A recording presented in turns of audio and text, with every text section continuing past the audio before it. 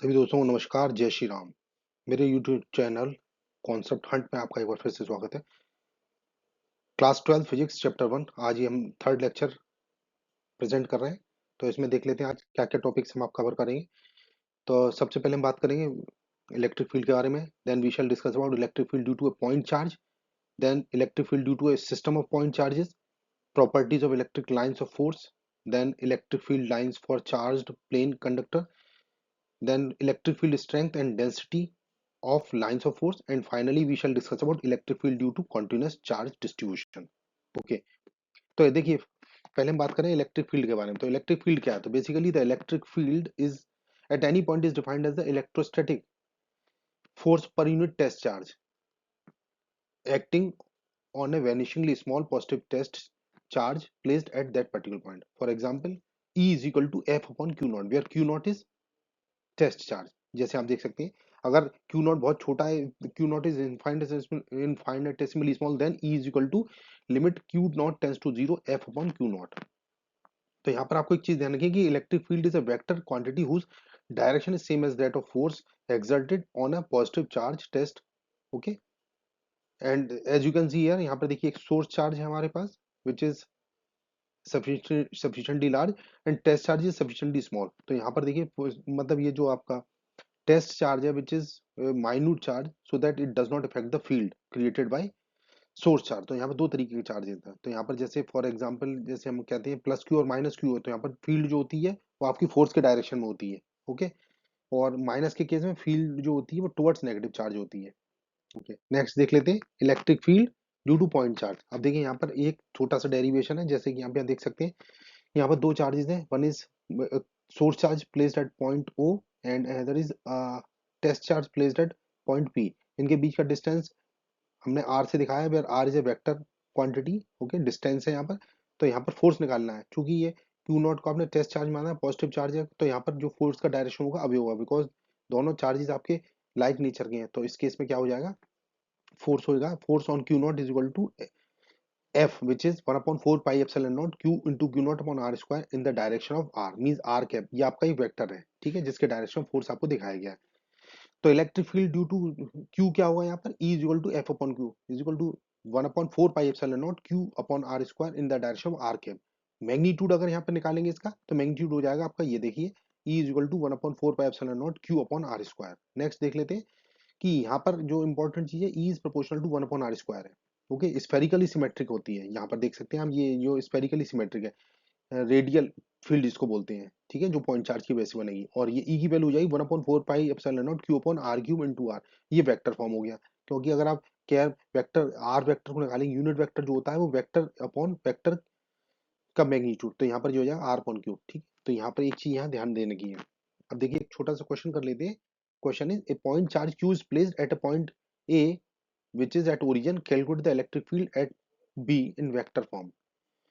इसको कैसे करेंगे, यहाँ पर देखेंगे आप, इसका ये कोऑर्डिनेट सिस्टम में यहाँ दिखाया हुआ फर्स्ट क्वाड्रेंट में एक्स वाई एक्सेस में, ये पॉइंट बी पर लोकेटेड है एक्स वाई, और इसकी डिस्टेंस हो जाएगी r is equal to x I plus Y j j. ठीक है, तो क्यू और ये पॉइंट है आपका ओरिजिन पर 0 0। तो यहाँ पर देखेंगे इसमें ये वेक्टर फॉर्म में क्या होगा, is equal to 1 upon 4 pi epsilon naught Q upon R cube into R vector is equal to 4 pi 1 upon 4 pi epsilon naught Q upon are square R vector R cap. तो ये यहाँ पर यहाँ ध्यान देखने की बात है, ठीक है, एक कैप वेक्टर यूनिट वेक्टर की फॉर्म में, या फिर ये आपका ये वेक्टर फॉर्म हो सकता है।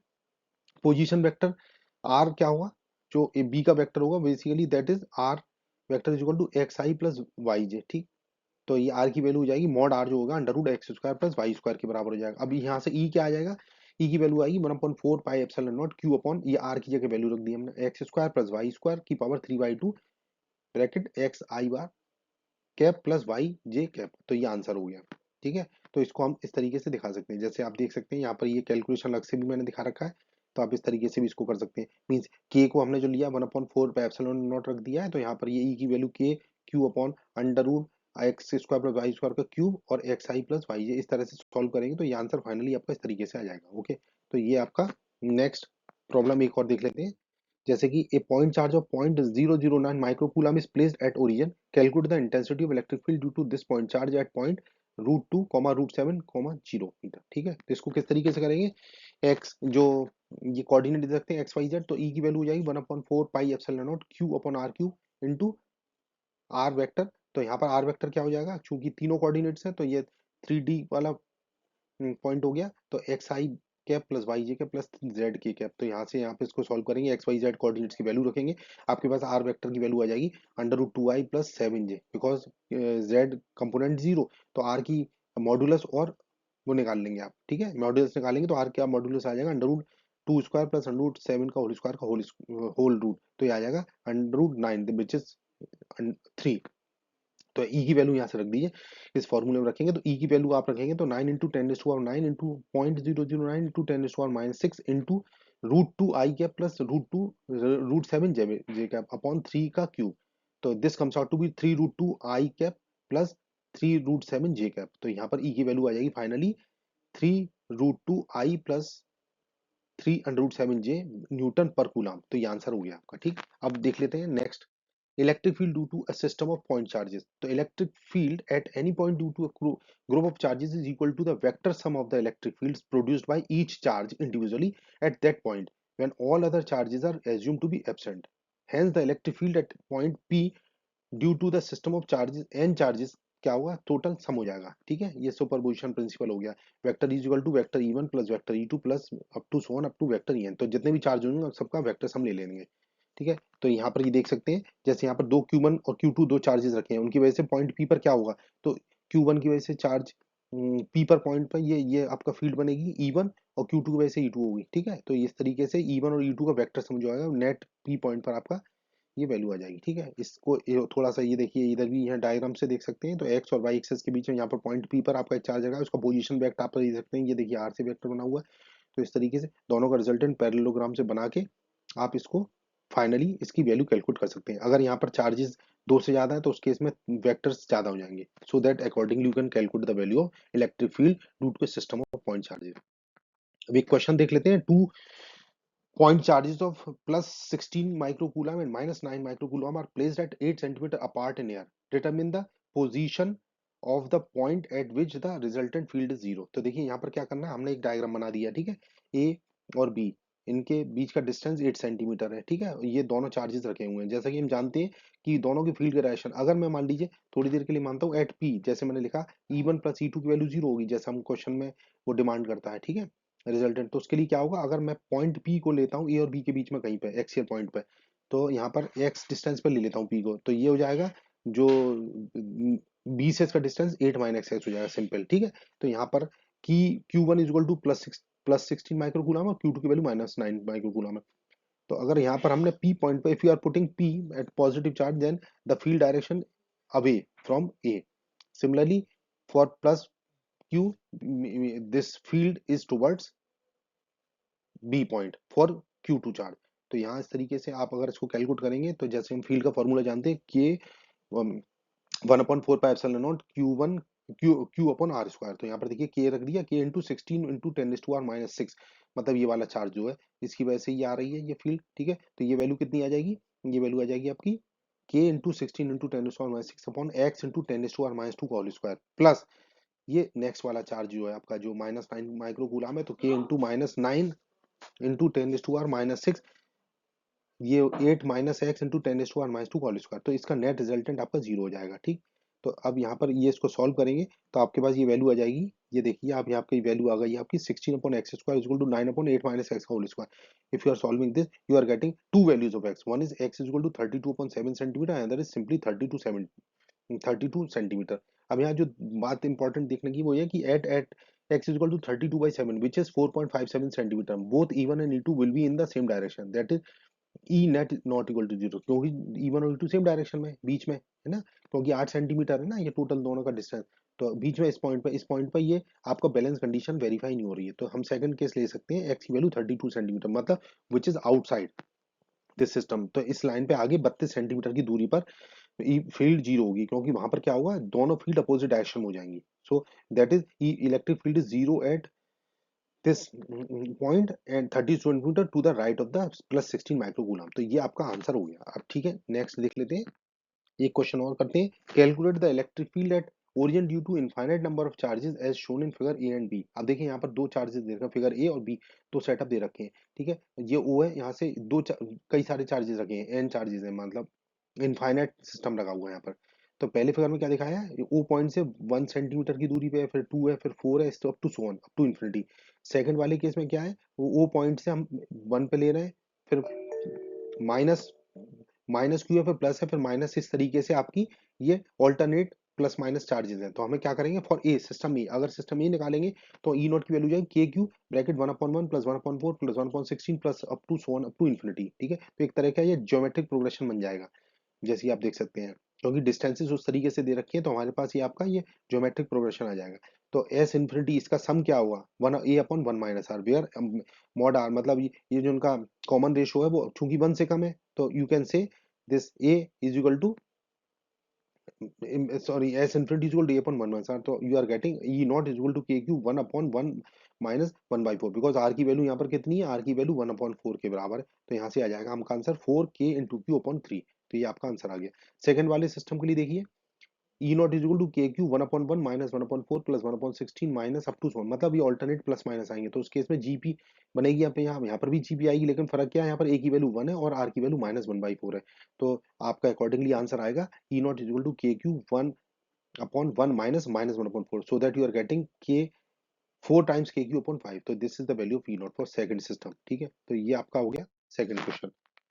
अब देखिए नेक्स्ट क्वेश्चन एक और है, ए charge particle is kept in equilibrium in an electric field between the plates in the Millikan oil drop experiment. If the direction of the electric field between the plates is reversed, then calculate the acceleration of the charged particle. So देख लेते हैं इसको। ये देखिए, ये एक system है, यहाँ पे दो पैरेलल प्लेट्स हैं, ऊपर वाली प्लेट नेगेटिव चार्ज है और नीचे वाली प्लेट पॉजिटिवली चार्ज है, ठीक है। तो फील्ड का डायरेक्शन प्लस से माइनस की तरफ होगा। यहाँ पर बीच में एक ड्रॉप है, ठीक है। ड्रॉप पर, ड्रॉप के जो मास है उसकी वजह से उसमें एक नीचे फोर्स लगेगा, और जो फील्ड के डायरेक्शन में फोर्स लगेगा, तो प्लस मतलब Q इंटू ई, तो आपका अपर डायरेक्शन हो गया, और M इंटू जी आपका नेगेटिव मतलब डाउनवर्ड डायरेक्शन हो गया। ये एक दूसरे को बैलेंस करें। अब इसको रिवर्स कर देंगे तो क्या होगा, दोनों फोर्स एक ही डायरेक्शन में लग जाएंगे। तो केस सेकंड केस में, ठीक है। अब जैसे यहाँ देख सकते हैं, अगर अपर प्लेट को पॉजिटिव कर दें, नीचे वाली प्लेट को नेगेटिव कर दें, तो उस केस में दोनों जो फोर्सेज हैं वो सेम डायरेक्शन में हो जाएंगे, तो उस केस में एक्सीलरेट हो जाएगी। ये जो वाटर की जो वो ड्रॉप है वो एक्सीलरेट होगी। तो इस तरह से क्या हुआ, केस वन में Q इक्वल टू mg हो गया फर्स्ट इक्वेशन से।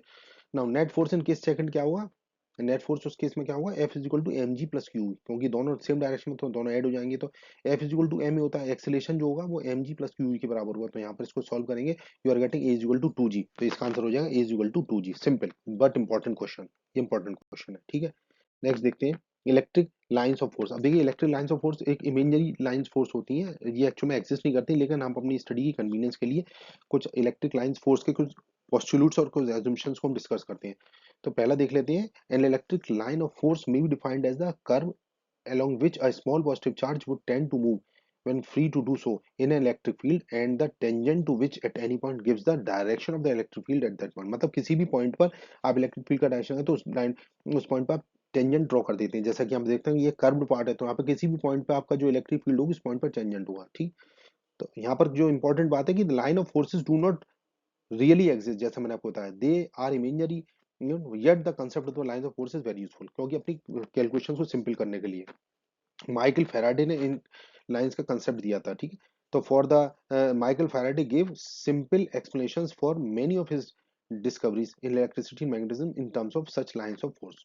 ओके, नेक्स्ट देखते हैं प्रॉपर्टीज क्या क्या होती हैं इलेक्ट्रिक लाइंस ऑफ फोर्स की। तो number first properties, the lines of force are continuous smooth curves without any breaks, जैसे कि आप देख सकते हैं। Second is the line of force starts at positive charge and end of negative charges, they can not form closed loops. if there is a single charge, then lines of force will start or end at infinity. Third property is the tangent to a line of force at any point gives the direction of the electric field at that point। देखिए ये diagrams में भी देख सकते हैं, देखना है positive charge है तो उससे लाइंस जो होंगी सब परपेंडिकुलर आउट हो रही हैं, ठीक है। नेगेटिव चार्ज में आपकी इन्फिनिटी से उस पॉइंट की तरफ आती है, नेगेटिव चार्ज की तरफ, ठीक है। तो ये कुछ प्रॉपर्टीज हैं, जैसे मैंने आपको बताया, ये स्मूथ लाइंस होती हैं और ये पॉजिटिव से नेगेटिव चलती हैं। और थर्ड पॉइंट क्या है, किसी भी पॉइंट पर जो टेंजेंट होता है उसके इलेक्ट्रिक फील्ड के डायरेक्शन को शो करता है।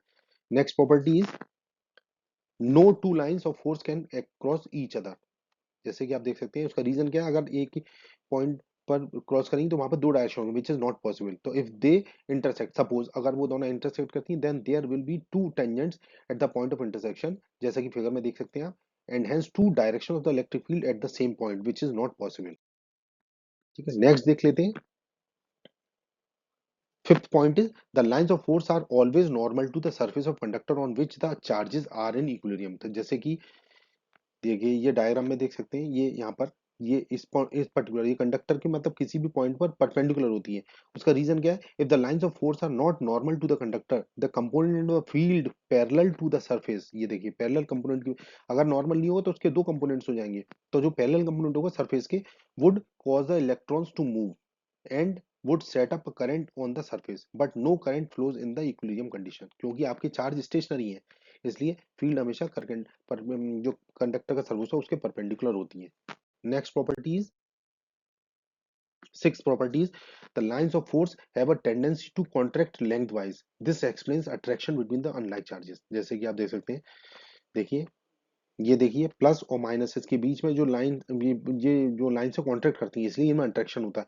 लेकिन अगर दो लाइक चार्जेस हैं, जैसे दो पॉजिटिव या दो नेगेटिव, तो वहां पर क्या होती है, एक्सपेंड करती है लाइन, तो इसलिए रिपल्शन होता है। तो second point is the lines of force have a tendency to expand laterally so as to exert a lateral pressure on neighboring lines of force, this explains repulsion between the two similar charges। Next property is the relative closeness of the lines of force gives a measure of the strength of the electric field in any direction or in any region। The lines of force are number one close together in a strong field, number two far apart in the weak field, and then parallel and equally spaced in the electric field। ठीक, अब ninth point क्या है हमारा, the lines of force do not pass through a conductor because the electric field inside a charge conductor is zero. जैसे मैंने भी पिछले property बताई आपको, तो यहाँ पर देख सकते हैं, देखिए यूनिफॉर्म इलेक्ट्रिक फील्ड ई है, तो यहाँ पर ये लाइंस आपकी इक्वी डिस्टिंक्ट है और same parallel to each other है।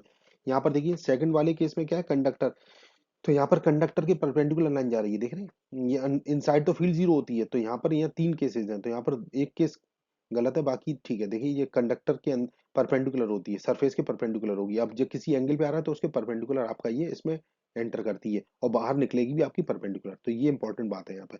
यहाँ पर देखिए अगर नॉन यूनिफॉर्म फील्ड है तो उस केस में क्या होगा, जहाँ पर पास होती है वहां पर इलेक्ट्रिक फील्ड आपकी डेंस होती है और जहाँ पर दूर होती है लाइन्स वहां पर इलेक्ट्रिक फील्ड आपकी जो होती है वो वीक होती है। ओके, नेक्स्ट देख लेते हैं प्रॉपर्टीज में। तो यहाँ पर अब ये यहाँ पर इनको हमने समराइज कर दिया है, जैसे मैंने आपको सारी प्रॉपर्टीज बताई उसको समराइज कर दिया है इस स्लाइड में। तो फर्स्ट प्रॉपर्टी जिसने कहा कि कंटिन्यूअस स्मूथ कर्व्स होते हैं, number two start at positive and end at negative, third point is no close loop means conservative field होती है ये, fourth point is tangent at a point means the direction of electric field, fifth point is no intersection of lines otherwise there would be two directions, seven six point is always perpendicular to charge conductor क्योंकि charge के conductor के अंदर field zero होती है, seven point is contracts lengthwise, eighth point is expand literally. Okay, तो यहाँ पर जो हमें बात ध्यान की, do not pass through conductor, ये जो होती है आपकी फील्ड लाइंस होती है inside the conductor is always zero, जैसे हमने अभी देखा। ठीक, तो यहाँ पर हमें ये कुछ प्रॉपर्टीज को याद रखना है। अब देख लेते हैं why electric field lines do not make close loops. तो यहाँ पर इंपॉर्टेंट है because electric field is a conservative field. ठीक, तो यह क्वेश्चन कई बार पूछा जाता है, इलेक्ट्रिक फील्ड और मैग्नेटिक फील्ड्स में यही डिफरेंस है, इलेक्ट्रिक फील्ड जो होती है वो क्लोज पाथ नहीं बनाती है, जबकि मैग्नेटिक फील्ड जो होती है वो क्लोज पाथ बनाती है, जैसे आप देख सकते हैं साउथ और नॉर्थ है। ठीक, तो यहाँ पर इनसाइड टू द मैग्नेट जो मैग्नेट लाइंस होती है वो साउथ टू नॉर्थ चलती है और आउटसाइड जो होती है मैग्नेट वो नॉर्थ से साउथ चलती है, लेकिन ये क्लोज पाथ बनता है। नेक्स्ट देखते हैं electric field lines for different charge conductor. अब देखिए कुछ ये एग्जाम में पूछा जाता है तो ये कंफिग्रेशन आपको पता होनी चाहिए। Number one is field lines of a positive point charge, तो रेडियली इन्वर्ट्स होती है, जैसे हम देख रहे हैं यहाँ पर ये पॉजिटिव चार्ज है तो radial inwards. Okay, positive charge का रेडियल आउटवर्ड्स होती है, जैसे आप देख रहे हैं they extend to infinity, and third point the field is spherically symmetric, जैसे हमने भी थोड़ी देर पहले बात की थी। ठीक, second point is field lines of A negative point charge, तो वहां पे इसका जस्ट अपोजिट होता है, रेडियली इन्वर्ट्स होती है, या देख सकते हैं यहाँ पर they start from infinity and spherically symmetric. Okay, next देखते हैं द फील्ड इज सिलेंड्रिकली, ये देख सकते हैं यहाँ पर the field is E0 at middle point and of the joint of two charges. This point is called neutral point from which no line of force passes. ठीक, this field also has cylindrical symmetry. यहाँ पर देख सकते हैं cylindrical symmetry के, अगर आप यहाँ पे एक सिलेंडर बना देंगे तो उसके सिलेंडर के हर उसकी जो पेरीफेरी होगी उस पर हर पॉइंट पर फील्ड आपकी सेम होगी। तो यहाँ पर फील्ड जीरो है, ये न्यूट्रल पॉइंट है, जस्ट बीच में इसके पॉइंट जो है वो पॉजिटिव और नेगेटिव चार्ज में। अब चूंकि लाइक चार्जेस है तो यहाँ पर फील्ड लाइन जो होंगी एक्सपेंड करेंगी, जैसा हमने भी प्रॉपर्टीज में देखा था। तो पॉजिटिव चार्ज है दोनों, तो यहाँ पर एक्सपेंड कर देंगे और बीच में किसी पॉइंट पर आपकी फील्ड जीरो हो जाएगी, क्योंकि नेट फील्ड जो होगी वो बैलेंस कर देगी। ओके, पॉजिटिव नेगेटिव एक दूसरे को बैलेंस करेंगी, तो ये आपकी जीरो हो जाएगी। Electric field lines for charge plane conductor क्या होगा, जैसे आपका चार्ज प्लेन कंडक्टर है, ये पॉजिटिवली चार्ज है, तो यहाँ पर क्या होगा, पॉजिटिव से दूर भागती है फील्ड लाइंस, जैसे आप देख सकते हैं। Thus the lines of force are parallel and normal to the surface of the conductor, they are equispaced, indicating that electric field is uniform at all points near the plane conductor। जैसे आप देख सकते हैं यहाँ पे, अगर ये negative charge conductor होता तो उसमें क्या होता है, इन्फिनिटी से इस पॉइंट नेगेटिव कंडक्टर की तरफ आती, मतलब इसका जस्ट अपोजिट डायरेक्शन हो जाता। ओके, नेक्स्ट इसकी प्रॉपर्टी दे रिलेशन, अब हम देख लेते हैं इसमें relation between electric field strength and density of lines of force. Okay, जैसे हमने अभी को बताया था, अगर लाइंस ऑफ फोर्स अगर पास होंगी तो इंटेंसिटी ज्यादा होगी, मींस स्ट्रॉन्ग फील्ड होगी, और दूर जाने पर उसकी इंटेंसिटी कम होगी और फील्ड भी आपकी वीक होगी। तो electric field strength is proportional to the density of lines of force. तो हाई डेंसिटी का मतलब high electric field and low density means low electric field. जैसे आप यहाँ पे देख सकते हैं, देखिए इस रीजन में जो है, यहाँ पर क्या होगा, इलेक्ट्रिक फील्ड लाइंस पास पास है, तो यहाँ पर डेंसिटी स्ट्रॉन्ग है, तो रीजन ऑफ स्ट्रॉन्ग फील्ड है ये। और यहाँ पर आपकी स्कैटर्ड हो गई है, तो फिर ये रीजन ऑफ वीक फील्ड है। The density of lines of force is proportional to the electric field strength, ये हमें ध्यान रखना है। ठीक, अब ये देख लेते हैं, ये कुछ हमने आपको बताया था, देखिए एग्जाम में पूछा जाता है, तो यहाँ पर तीन केसेस दिए हुए हैं, first second third. First case में क्या है, कंडक्टर के अंदर से सीधे सीधे ये लाइन पास हो रही है इलेक्ट्रिक फील्ड। सेकंड केस में क्या है, ये आपकी ये भी देखिए सीधे सीधे पास हो रही है। ओके, और थर्ड केस में क्या है, ये इसके परपेंडिकुलर एंटर हो रही है।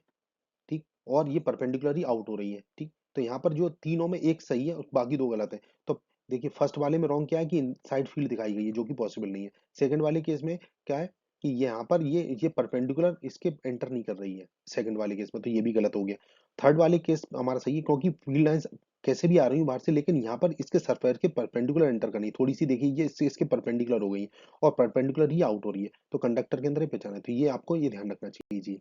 ठीक, अब एक केस और पूछा जाता है, जैसे आपका पॉजिटिव चार्ज है, ठीक है, ये पॉजिटिव कंडक्टर है, तो उसके बाद फील्ड का रेशनल को, जैसे मैंने आपको बताया पॉजिटिव कंडक्टर से अभी होती है फील्ड। ठीक है, तो ये पॉजिटिव फील्ड से जो है आपकी बाहर की तरफ जा रही है कंडक्टर से। ये यहाँ पर देखिए, अब कंडक्टर के साथ यहाँ पर एक मैंने एक पॉजिटिव कंडक्टर के साथ एक मैंने एक छोटा सा कंडक्टर रख दिया, स्फेरिकल कंडक्टर रख दिया है, तो वहां पर क्या होगा, इस तरीके से आपकी इसके परपेंडिकुलर ही एंटर करेंगी और ये परपेंडिकुलर ही आउट होंगी। तो ये these are two important configuration. अब कंटिन्यूअस चार्ज डिस्ट्रीब्यूशन क्या होता है उसको और देख लेते हैं। In practice, we deal with charges much greater in magnitude than the charge on an electron. So we can ignore the quantum nature of charges and imagine that the charge is spread in a region in a continuous manner. Such a charge distribution is known as continuous charge distribution. जैसे कि देखिए, ये एक जो मैंने diagram यहाँ पर draw बनाया हुआ है, ठीक है। ओके, तो यहाँ पर ये एक स्मॉल वॉल्यूम है, इसका डी क्यू चार्ज है उसमें, और इससे एक आर डिस्टेंस पे क्यू नॉट चार्ज लगा हुआ है। तो उस केस में क्या होगा, एफ की वैल्यू हो जाएगी q naught upon 4 pi epsilon not integral d q upon are square r cap. तो ये आपका हो गया आपका फोर्स किसी पर्टिकुलर पॉइंट पे। ठीक, अब यहाँ पर क्या होता है, प्रैक्टिकली क्या होता है, बेसिकली चार्ज जो होता है वो यूनिफॉर्म डिस्ट्रीब्यूटेड होता है। ठीक, अगर हम इसको एक स्मॉल चार्ज ले रहे हैं, इनफाइनाइटेसिमली स्मॉल, मतलब डी क्यू बहुत छोटा चार्ज है, तो उस केस में क्या होगा, डी एफ निकाल लेंगे, 1/4 pi epsilon naught d q into q naught upon are square r cap. तो एफ की वैल्यू जो हो जाएगी q naught upon 4 pi epsilon not integral d q upon are square into r cap. तो यहाँ पर ये डी क्यू है, इसको हमने स्मॉल चार्ज माना है, यही यूनिफॉर्मली डिस्ट्रीब्यूटेड चार्ज है। ओके, तो ये यहाँ पर कंटिन्यूस चार्ज डिस्ट्रीब्यूशन की वजह से आप फील्ड कैसे निकाल सकते हैं, तो वो यहाँ पर दिखाया गया है। देखिए यहाँ पर ये डी क्यू चार्ज है, स्मॉल पोर्शन है ये चार्ज डिस्ट्रीब्यूशन का, उससे पॉइंट पी पर जो कि आर दूरी पर है, तो treating small element as a point charge d q, हमने इसको पॉइंट चार्ज मान लिया है। तो ई की वैल्यू जाएगी 1/4 pi epsilon not integral d q upon are q in direction r. तो due to linear charge distribution अगर हम लेते हैं, तो ई की value k integral lambda dl upon are square, where lambda is a charge per unit length, ये charge per unit length है। Okay, and due to area E is equal to क्या हो जाएगा, k sigma upon are square into D S. अगर यहाँ पर sigma आपका charge per unit area है, अगर वॉल्यूम चार्ज डेंसिटी निकालेंगे तो ड्यू टू वॉल्यूम क्या होगा, E is equal to k integral rho dv upon are square. तो एक्चुअली इसी फॉर्मूले में थोड़ा सा चेंज करना है आपको। हमारे पास तीन तरह की चार्ज डेंसिटी होती है, लीनियर चार्ज डेंसिटी होती है नंबर वन, नंबर टू आपकी ये सरफेस चार्ज डेंसिटी, और नंबर थ्री जो है आपकी वॉल्यूम चार्ज डेंसिटी है। तो इस तरीके से आप उसके अकॉर्डिंग अपने फॉर्मूले को थोड़ा सा चेंज कर सकते हैं। तो दोस्तों ये आज का वीडियो था। नेक्स्ट लेक्चर में हम कुछ और टॉपिक के साथ आएंगे। तो thank you for watching my video and keep on watching my videos. Thank you and जय श्री राम।